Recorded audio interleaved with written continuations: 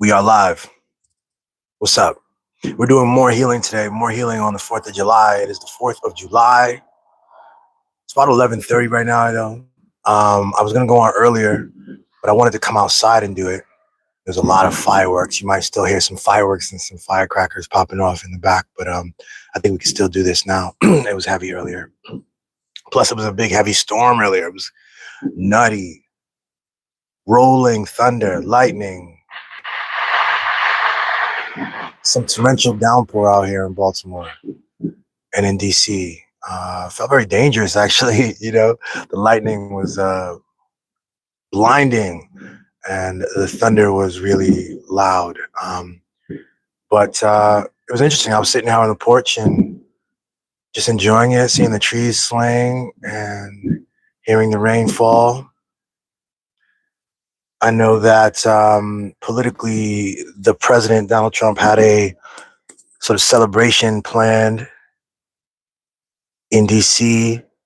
And it got, bad weather, inclement weather. I guess they had to postpone it at the very least. If not, it's over. A lot of people are going to be talking about that. There's going to be a lot of talk about how failed this 250th event was for Donald Trump and some other stuff he was doing. There were other kind of events on the National Mall that had a very low turnout, apparently, because, if it wasn't for the rain, it was incredible heat. That was more like yesterday, I think. Yesterday was one of the hottest days I've ever experienced in Baltimore, frankly. It was tough. Stayed inside, yeah. A lot of talk about that. Typically on July 4th in the past, I would talk about, I believe it was Frederick Douglass that wrote the letter about July 4th and about Independence Day and about what it meant for the Negro, for the enslaved Negro. That's important. People should read that letter and understand that, the promises of America are often beautiful on paper, and the whole goal is to have them be manifest in our institutions, in our actual systems. We have to reconcile the stories that we tell with the reality. We have to notice that the stories we tell have all these aspirational qualities, and we can herald the stories and hold them up and say this, say this is what we are, this is what we should be, and then notice the places where those things aren't aligned, and then do the work from love to reconcile that. Not to ignore it, not to get mad or to demand that people shouldn't have a critique or that they should reflexively love everything and they shouldn't be able to. Oh, that was a good one. Really close by. That they shouldn't have a critique or observe a challenge or demand more from the country that they were born in or that they love. That doesn't make sense. That's not what love is.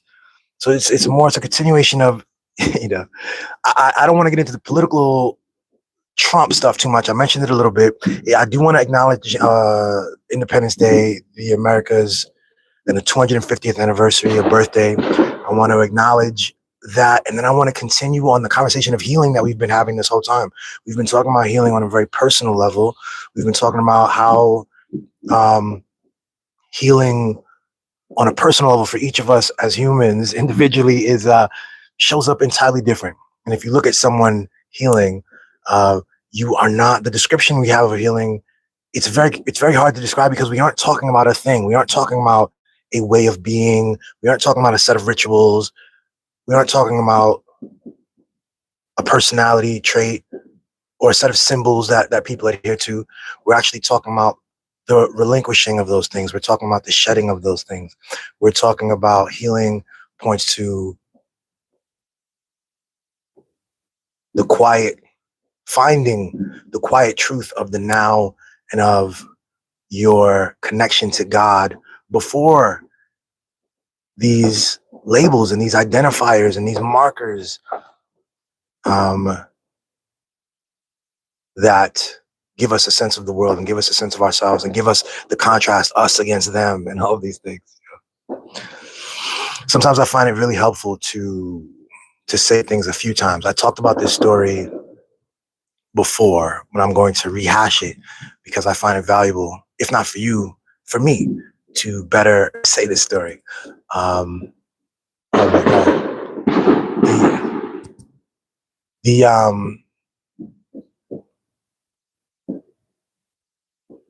part of my healing has been to be more comfortable with being part of everyone's healing. This is what we're pointing to, is becoming comfortable with your own desires, with your own intuition, with your own needs, and to be less of what the world has required of you. And for me, I grew up, and as a young adult, I really valued the idea of myself as being a helpful friend, always showing up. Okay, I'm going to quickly tell this story how part of my healing growth in the last couple of years has shown up in lots of ways. But here's this one particular story where a friend needed help moving. This is somebody that I appreciate very much. I love her. She moved out to Baltimore. I'd helped her move at least twice, two other occasions, in DC, like a decade ago. And I always showed up to help people move. That was part of what I did. I showed up. I was a friend that was there when people needed stuff, and I took pride in that. And in fact, the more I think about this, I had a roommate at the time who was kind of the opposite. And it was interesting how, like, while she needed to move in the past, I would show up on time and I would lift things. He would come intentionally late. He would come 2 hours after, for a 5-hour move. He would just kind of shave those hours off, and he would kind of do the minimal stuff that he could do. And he took pride in that. He was kind of, that was what she could expect of him. He set those boundaries. And I ended up being a contrast to him, where I came early and I'm lifting all the stuff. And to me, it was like maximal, more hands equals less work for each of us. So let's just get it done real quick. And I'm jumping around, high energy, moving things around. And the healing for me recently was when this same person moved to Baltimore, that just the timing of it, man, I said to myself that I needed to learn how to say no to say things like this. I didn't want to lift heavy things and move stuff around. I needed to learn how to say no, even to a friend. And so when the moving day came and she had all of her cousins and nephews actually helping her move, that helped. There were all these people helping her move. But, I got to, for the first time, really kind of sit there and let other people do the heavy lifting. I'm so accustomed of being people like, oh, you got muscles, Billy, come help with this. And I go and do it. And I sat and I watched people lift things. I dealt with, in my mind, I don't know what people saw, but in my mind, it felt to me that people were judging me like, oh, look at this motherfucker not trying to pick up nothing. He's just sitting there. He's not helping. But it was healing. It was part of my healing process. And for someone else, it's not part of their healing process to do. So you're like, somebody else might have a completely different original orientation, and the healing process engages with, it challenges you to accept more of yourself, to know that the thing you said was off limits, your definition of goodness, the boundaries that you had, and it said that this is what it means to be a good person, that there's just even more than that. And to engage with it honestly. And that's similar to what I've been pointing to with this July 4th thing, actually. When we talk about this country, I mean, we're talking about, Donald Trump does this whole spectacle with UFC a couple of weeks ago. Now, these sets of events, 250th anniversary, and there's no real effort to have an accounting to look and honestly assess the country's values and the state of the democracy. They do the State of the Union thing every year, and it's just a speech that the president writes up. They say typically flowery things, and they obviously they never address the challenges in their administration, the challenges that they need to take up. They want to, they're in power at the time, so it's all about, look, we're doing a great job in the country, and the State of the Union is good. I remember seeing and hearing that, as a child and even now as an adult. So a healed person deals with the facets of the self that he typically ignores or doesn't give prevalence to. They deal with that. They engage with that. They incorporate it. That's what a healed person does. And I think a healed society has that same capacity. A healed society, even if the president is a grifter and a pedo, and the the cabinet are full of white supremacists, and there's a lot of work to be done. A healed nation would have to engage with that. Like, what I'm saying? You can't have a CNN panel that just does flowery poetics. What's the word I want to say there? Sophistry about the founding fathers, and about Independence Day, and about a free press, and about the free speech, and you're not being serious. Like the news media serves as kind of like the they help the body politic, the social, the nation communicate with itself. It's like our neurons and our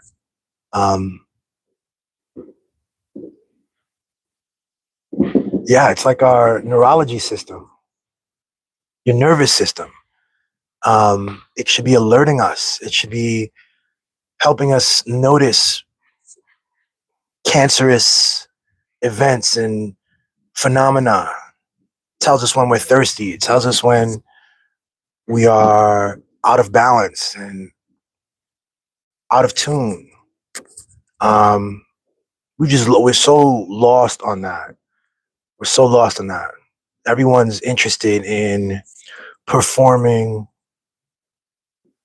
in such a way that just keeps the advertising dollars going and keeps the partnerships going and things like this. Donald Trump is the most grifty president this country has ever had. The wealthiest, like the president who comes away from his administration with the highest jump in his wealth, like to the tune of billions, most stock trades. Today there's an iconic picture I saw. It's probably going to last for a long time. An iconic picture of these white nationalists that were marching down Washington D.C. with their masks on and with like Captain America shields, whatever the fuck that was. They're all dressed up in like a blue shirt and tan pants, masks covering the face, and they're all getting on the train together, talking about how their white country is under attack. And this iconic picture shows them on the train, what looks like hundreds of people on the train and the subway in DC, and this one black girl has to sit there, somehow caught in the mix with this. The one person with her face exposed, the one person sitting there.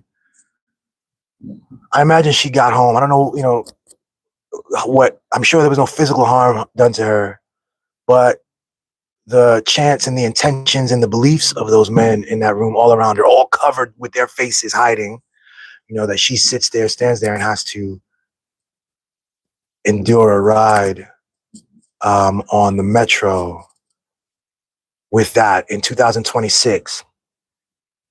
I think it's emblematic. I think that's going to be an iconic picture that is emblematic of this moment. America's 250th birthday is celebrated with a grifty president who leans into white supremacy, who leans into xenophobia for votes and for clicks and for his own personal self-aggrandizement. The guy who said that he was clearing the swamp has become the swamp. The guy who said there'd be no more wars has shown nothing but fealty to the warmongers around the world, and have really not just caused harm around the world and killed people, innocents, in a flippant way, with Hegseth bragging and boasting about the Department of War but it's also ruined the national treasure. I mean, there's, for years we were told we can't afford this, we can't afford that, we can't afford all of these systems to make lives of Americans better, but we can afford incredible investments in violence and in empire. And so, look, a healthy nation, a healthy society is able to look in the mirror in the same way a healthy person is able to look in the mirror and not just say, "You're amazing, you're fucking amazing, you're smart, and you're successful." A healthy, healed person looks in the mirror and can still love themselves by knowing that they're on the path of engaging with the fullness. Even when you notice the bad things or the difficult things or the things that are less charming, you incorporate it. You learn from it. You take actual meaningful steps after you've ascertained the knowledge about who you are and what the world is. Then you embody the best self. And we just have a lot of work to do. And so when you watch Black people critiquing this country in this moment, a lot of people won't like that, but they should chill. They should learn to accept perspectives that are valid and real, and learn to develop an actual engagement with the country, with their institutions, with the values, the actual stuff, not the archetype, not the performance.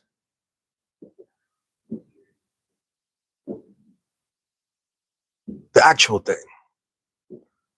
And that's how we heal.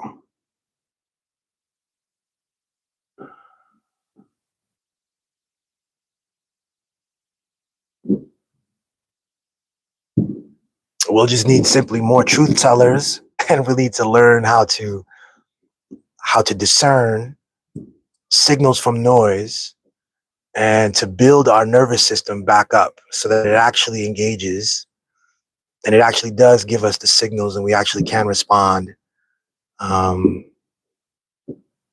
what's happening to us, with us. Because we've been dumbed down. We've been given a different story. It's like going to a doctor and they had a different chart. They had a completely different chart from somebody else. And they, you actually want to hear about yourself. The doctor has doctored it up and tells you all kinds of things because, the cancerous cells paid the nervous system not to tell you. That's not a good thing. That's not what you want your body. That's not how you want your body to be interacting. That's not going to produce good results in the short or the long term for anyone, for any of the systems and the organs in the body, and for the entire body itself. So that's it, man. We're going to continue healing. I'll be on tomorrow. Subscribe to the channel. Peace.